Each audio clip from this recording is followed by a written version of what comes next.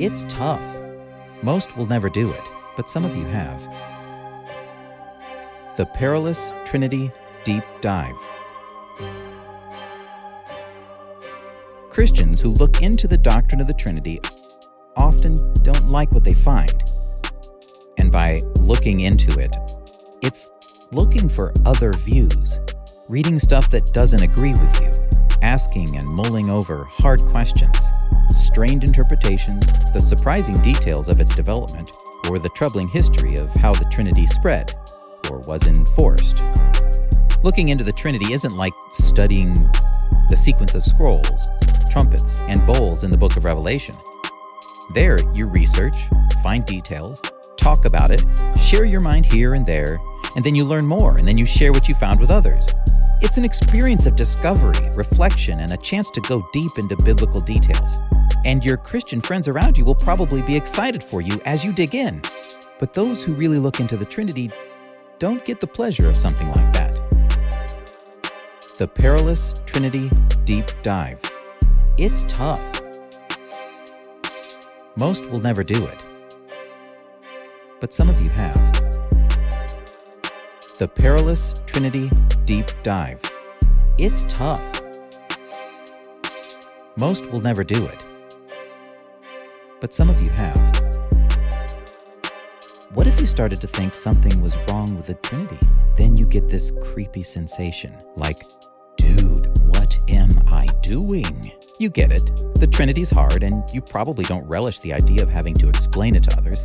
The doctrine is so difficult that simply trying to explain what the words mean can land you into heresy. It's safer to not get too specific.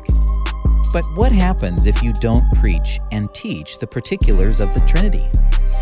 People just default to the stuff they hear in the Bible, and they end up poor Trinitarians. The doctrine of the Trinity involves a lot of content which is not simple scripture. When you really dig into the details of the Trinity, you can't avoid the writings of the Church Fathers. Yet this can be frustrating. You've set off to look intently into scripture, and then you're kind of obligated to include these later thinkers in your studies. You're looking for a very biblical understanding, but you're stuck with an incongruity that you didn't expect. You need to lean on the later extra-biblical concepts, terminology, and the creeds.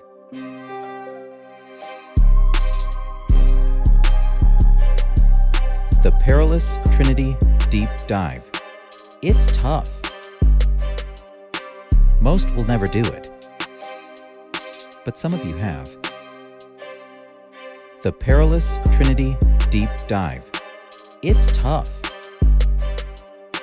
Most will never do it, but some of you have. Diving in on the Trinity is no small task. It's tough. Most will never do it, but some of you have. And your prize package was being anathematized by those you love. Professed Christians have been casting aside their brothers and sisters for doing what the church expects of them, studying their Bible. There are many of us around the world who have gone down this treacherous path, and now we don't fit in. We aren't welcomed in traditional churches, unless maybe we promise to not open our mouths, to not volunteer for teaching, to not even take up the offering. But that is a suboptimal existence. Some of us have been hurt by the whole experience, maybe discouraged to the point of giving up on our faith. And I'm not kidding. Don't underestimate the damage that can be done when those you love send you to hell because you discovered that the apostles taught differently than your pastor.